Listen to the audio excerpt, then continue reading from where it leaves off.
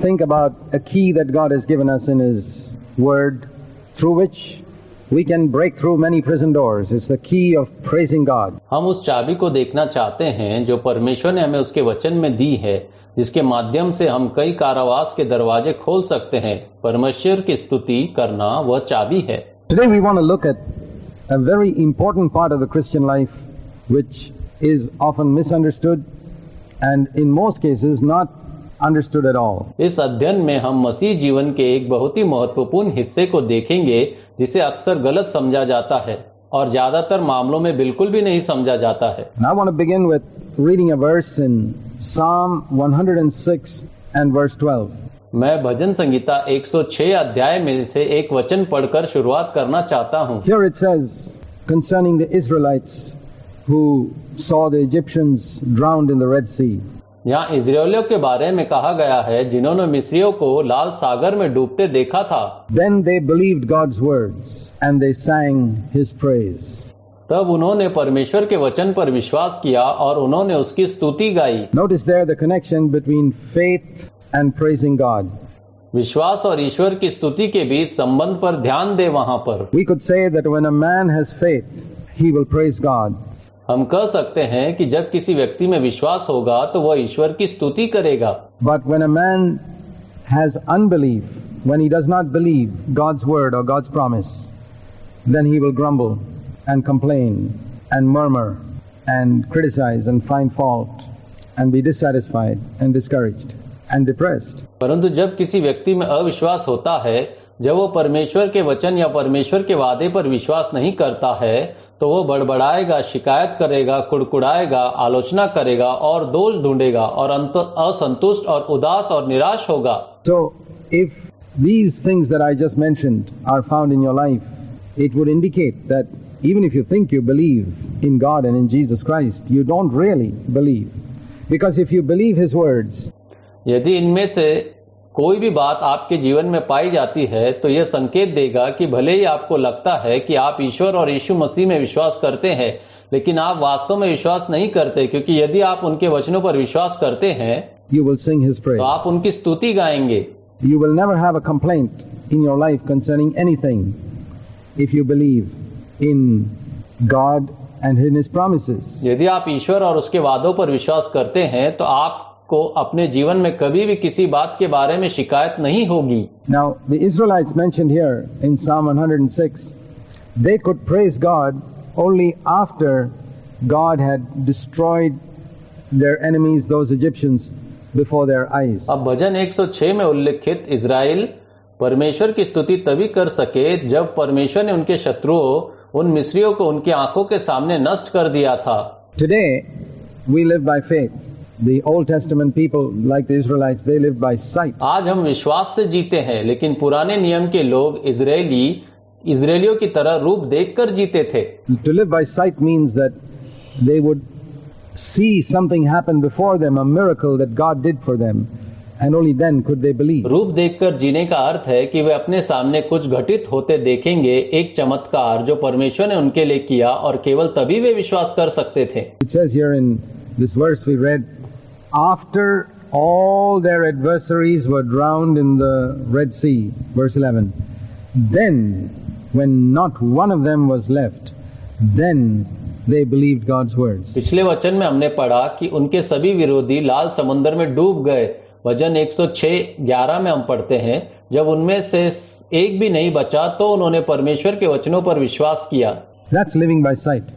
That is, after all your problems are solved, after the storm has been stilled, after the enemies have been drowned and the last one of them has been killed, then we praise God. यह रूप देखकर जीना है, यानी जब आपकी सभी समस्याएं हल हो जाती है, जब तूफान शांत हो जाता है, जब शत्रु डूब जाते हैं और उनमें से आखिरी शत्रु भी मारा जाता है, तब हम परमेश्वर की स्तुति करते हैं। वो है That's to live by sight, and that's all they could do in the Old Testament. वह रूप देखकर जीना है, और यही सब कुछ वे पुराने नियम में कर सकते थे। Anybody can do that. Even an unconverted heathen person would be thankful when all his problems are solved. ऐसा कोई भी कर सकता है, यहाँ तक कि एक अपरिवर्तित विधर्मी व्यक्ति भी आभारी होगा जब उसकी सभी समस्याएं हल हो जाएंगी। But in the new covenant, now that Jesus has come, We don't walk by faith. We don't walk by sight. We walk by faith. लेकिन नई वाचा में अब जब यीशु आ गए हैं, हम रूप देखकर नहीं चलते हैं, हम विश्वास से चलते हैं। We can believe the word of God even before we see the enemies drowned in the sea. We can praise God while our enemies are still in front of us. हम शत्रुओं को समुद्रों में डूबे हुए देखने से पहले ही परमेश्वर के वचन पर विश्वास करते हैं, और हम तब भी परमेश्वर की स्तुति करते हैं जब हमारे शत्रु हमारे सामने हो। Like David said, "You have set a table before me in the presence of my enemies." जैसे दाऊद ने कहा, तूने मेरे शत्रुओं के सामने मेरा मेज सजाया है। That means my problems may not be solved, but I have faith in God and I can praise Him. इसका मतलब है कि मेरी समस्याएं भली हल न हो, लेकिन मुझे परमेश्वर पर भरोसा है और मैं उनकी स्तुति करूंगा। And as I praise Him, I find that the problems do get solved. जैसे जैसे मैं उनकी स्तुति करता हूँ, मुझे लगता है कि समस्याएं हल हो जाती है। But they'll never get solved if we are always murmuring and complaining. लेकिन वे कभी भी हल नहीं होंगी अगर मैं हमेशा कुड़कुड़ाते और शिकायत करते रहूंगा। Do you know, dear friend, that the more you murmur and complain, you're really adding to your problem. It's not going to get solved at all. क्या आप जानते हैं प्रिय मित्र, जितना अधिक आप बड़बड़ाते हैं और शिकायत करते हैं, आप वास्तव में अपनी समस्या बढ़ा रहे हैं। ये बिल्कुल भी सुलझने वाली नहीं है। Maybe somebody harmed you. The more you get bitter against that person, what are you doing to yourself? You're just destroying yourself. हो सकता है किसी ने आपको नुकसान पहुंचाया हो। जितना अधिक आप उस व्यक्ति के प्रति कटु हो जाते हैं, आप अपने साथ क्या कर रहे हैं? आप बस अपने आप को नष्ट कर रहे हैं। And the more you keep that bitterness in your heart, it'll destroy you more and more. It'll destroy your body, destroy your soul, destroy your spirit. जितना अधिक तुम उस कड़वाहट को अपने हृदय में रखोगे, वह तुम्हें और अधिक नष्ट कर देगी, या आपके शरीर को नष्ट कर देगी, आपकी आत्मा को नष्ट कर देगी। Destroy your relationship with God. You won't be able to enjoy life at all, and you get ulcers in your stomach and all types of things. आपका परमेश्वर के साथ रिश्ता नष्ट कर देगी। आप जीवन का बिल्कुल भी आनंद नहीं ले पाएंगे, और आपके पेट और सभी प्रकार की चीजों में अल्सर हो जाएगा। You see, when God gives us laws, they are for our good. आप देखिए, जब परमेश्वर हमें व्यवस्था देते हैं तो हमारी भलाई के लिए होता है। They are for the good of our body, good of our soul, good of our spirit. वे हमारे शरीर की भलाई के लिए, वह हमारी आत्मा की भलाई के लिए, वह हमारे प्राण की भलाई के There's a लिए। very close connection between faith and praising God. विश्वास और ईश्वर की स्तुति के बीच बहुत गहरा संबंध है। We see that also in the New Testament in Hebrews chapter 2, हम इसे नए नियम में भी देखते हैं, इब्रानियों 2 में, where we read some amazing words mentioned about what Jesus himself does in the midst of the church. कुछ अद्भुत वचन पढ़ते हैं जिनका उल्लेख किया गया है कि यीशु स्वयं एक कलीसिया के बीच क्या करता है। In Hebrews chapter 2 and verse 12 and 13, it says, Jesus, this is quoting Jesus, इब्रानियों 2, 12, 13 में या हम क्या पढ़ते हैं यीशु के वचनों में, I will proclaim your name, that is the Father's name, to my अपने brethren. भाइयों के सामने तुम्हारा नाम घोषित करूंगा, अर्थात पिता का नाम। You see, the previous verse indicates very clearly this is Jesus speaking. आप पिछले वचन से बहुत स्पष्ट रूप से देख सकते हैं कि यह यीशु है जो बोल I रहा will है। proclaim the Father's name to my brothers, that is to you and me. मैं अपने भाइयों को पिता का नाम घोषित करूंगा, यानी आपको और मुझे। And in the midst of the church, I will sing thy praise. And again, I will put my trust in him. और कलीसिया के बीच में मैं आपकी स्तुति गाऊंगा, और फिर मैं उस पर अपना भरोसा रखूंगा। Notice there again the connection between praise in verse 12 and trust in verse 13. यह वचन 12 में स्तुति और वचन 13 में विश्वास के बीच संबंध पर फिर से ध्यान दे। Because we put our trust in him, we sing his praise. Exactly what we read in Psalm 106. क्योंकि हम उस पर विश्वास करते हैं, हम उसकी स्तुति गाते हैं, बिल्कुल वही जो हम भजन 106 में पढ़ते हैं। And here we're told in verse 11 and 12 that we are the younger brothers of Jesus, and he's our elder brother who is praising the Father in the midst of the church. And we are called to follow him and his example and join with him in exalting our Heavenly Father. हमें इब्रानी 2, 11 और 12 में बताया गया है कि हम यीशु के छोटे भाई हैं, और वह हमारा बड़ा भाई है जो कलीसिया के बीच में पिता की स्तुति कर रहा है। हमें उसका और उसके उदाहरण का अनुसरण करने और अपने स्वर्गीय पिता की महिमा करने में उसके साथ शामिल होने के लिए बुलाया गया है। Now God is a very great king. अब परमेश्वर एक बहुत ही महान राजा है। He's the greatest king of all, the king of the universe. And he does not sit on any cheap throne of silver or gold.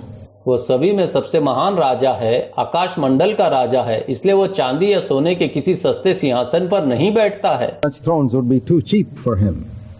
But we read in Psalm 22, the throne on which God sits. And that's good for us to know that. Psalm 22 and verse 3, it says, Thou art holy, O my God, thou who art enthroned upon the praises of Israel. हम भजन 22 में उस सिंहासन के बारे में पढ़ते हैं जिस पर परमेश्वर बैठते हैं, और ये जानना हमारे लिए अच्छा है। हे मेरे परमेश्वर, तू पवित्र है, तू जो इज़राइल की स्तुति पर विराजमान है। भजन 22:3। And today the praises of the church. आज कलीसिया की स्तुति में। So how do we make a throne for God? By our praises. तो हम परमेश्वर के लिए सिंहासन कैसे बनाते हैं? हमारी स्तुति के द्वारा। Praise forms the throne on which God sits as a king. स्तुति उस सिंहासन का निर्माण करती है जिस पर परमेश्वर राजा के रूप में विराजमान होते हैं। That's why heaven is a place of perpetual praise, like we read in the book of Revelation. इसलिए स्वर्ग सतत स्तुति का स्थान है, जैसा कि हम प्रकाशित वाक्य की पुस्तक में पढ़ते हैं। The angels are constantly praising God.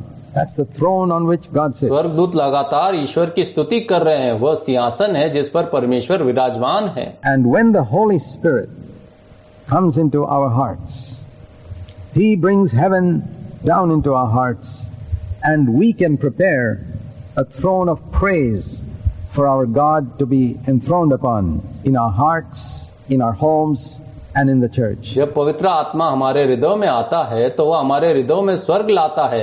अब हम अपने ईश्वर के लिए स्तुति का एक सिंहासन तैयार कर सकते हैं, जिसे हम अपने हृदयों में, अपने घरों में, अपनी कलीसिया में विराजित कर सकेंगे। So when we praise God, we are actually saying, God, you are king. इसलिए जब हम परमेश्वर की स्तुति करते हैं तो हम वास्तव में कह रहे हैं, परमेश्वर आप राजा हैं। And here is a throne we prepare for you to come and sit upon. और यहाँ वो सिंहासन है जिससे हमने आपके आने और बैठने के लिए तैयार किया है। Do you want God to dwell in your heart? Very simple. Prepare a throne for क्या Him. आप चाहते हैं कि परमेश्वर आपके हृदय में निवास करे? बहुत सरल है, उसके लिए एक सिंहासन तैयार करे। Do you want God to dwell in your home? Prepare a throne for Him आप there. चाहते हैं कि परमेश्वर आपके घर में निवास करे, तो वहाँ उसके लिए एक सिंहासन तैयार करे। You want God to dwell in your church? Prepare a throne for Him there. What is the throne? A throne of praises. क्या आप चाहते हैं कि परमेश्वर आपकी कलीसिया में निवास करे, तो उसके लिए वहाँ एक सिंहासन तैयार करे। सिंहासन क्या है? स्तुति का सिंहासन। In other words, let your life be filled with a spirit of praise. Not necessarily words. We can't always be praising God 24 hours of the day. We got work to do, we got to sleep, we got to do so many things. It's a spirit of praise. Let your home be filled with a spirit of praise. दूसरे शब्दों में अपने जीवन में स्तुति की भावना से भरने दे। जरूरी नहीं कि शब्दों से हम दिन के 24 घंटे सदैव ईश्वर की स्तुति नहीं कर सकते। हमें काम पर जाना होता है, हमें काम करना होता है, हमें सोना होता है, हमें बहुत सारे काम करने होते हैं। यह स्तुति की भावना है। अपने घर को स्तुति की भावना से भर दे। In other words, totally eliminate all grumbling, all complaining, all murmuring from your life. Completely. दूसरे शब्दों में अपने जीवन से सभी बड़बड़ाहट, सभी शिकायतें, सभी कुड़कुड़ाहट को पूरी तरह से समाप्त कर दे।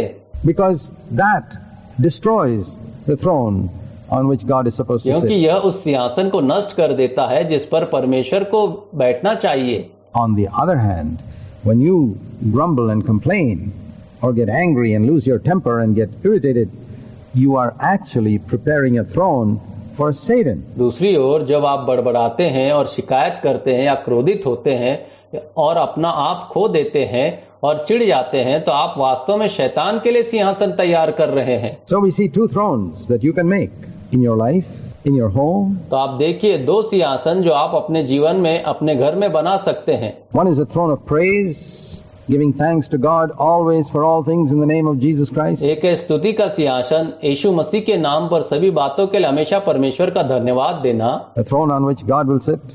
Or a throne of complaining, murmuring, grumbling, dissatisfaction, discontentment, which you offer for the devil to come and sit. एक सिंहासन जिस पर परमेश्वर बैठेंगे, या शिकायत, बड़बड़ाहट, कुड़कुड़ाहट, असंतोष असंतोष का एक सिंहासन जिसे आप शैतान के आने और बैठने के लिए पेश करते हैं, whether it's in your life or in your home or in your church. चाहे वो आपके जीवन में हो या आपके घर में हो या आपकी कलीसिया में। And that's why the Bible says in Philippians 2 and verses 12 onwards, 12 to 14, it says there that when the Holy Spirit is working in our hearts, He seeks to eliminate all grumbling, disputing and murmuring from our lives और completely. इसलिए फिलिपियो 2:12 से 14 में Bible कहती है कि जब पवित्र आत्मा हमारे हृदय में कार्य कर रहा होता है तो वो हमारे जीवन से सभी प्रकार के बड़बड़ाहट, विवाद और कुड़कुड़ाहट को पूरी तरह से समाप्त करना चाहता है।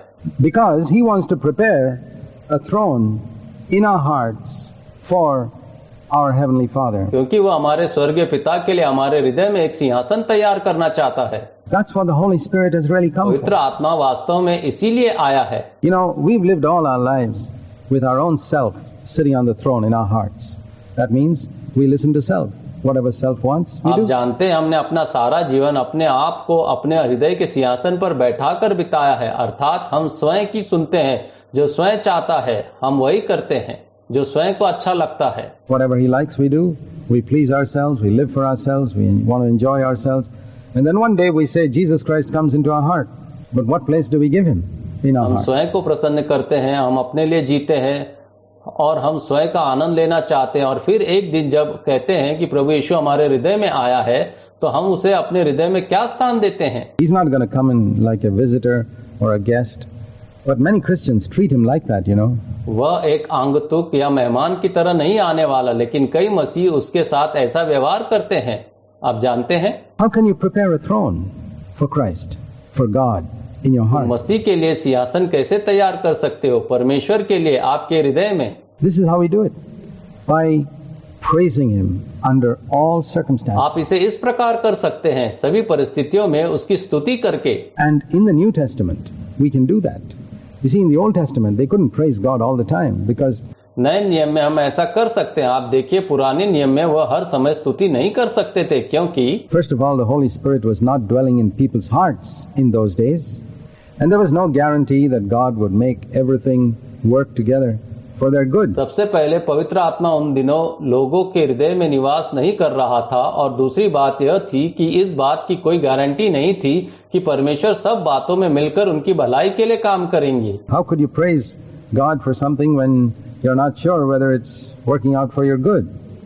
But today things are different. आप किसी बात के लिए परमेश्वर की स्तुति कैसे कर सकते हैं जब आप निश्चित नहीं हैं कि यह आपके भले के लिए काम कर रहा है या नहीं? लेकिन आज बातें अलग है। Today the Holy Spirit has come to dwell in our hearts.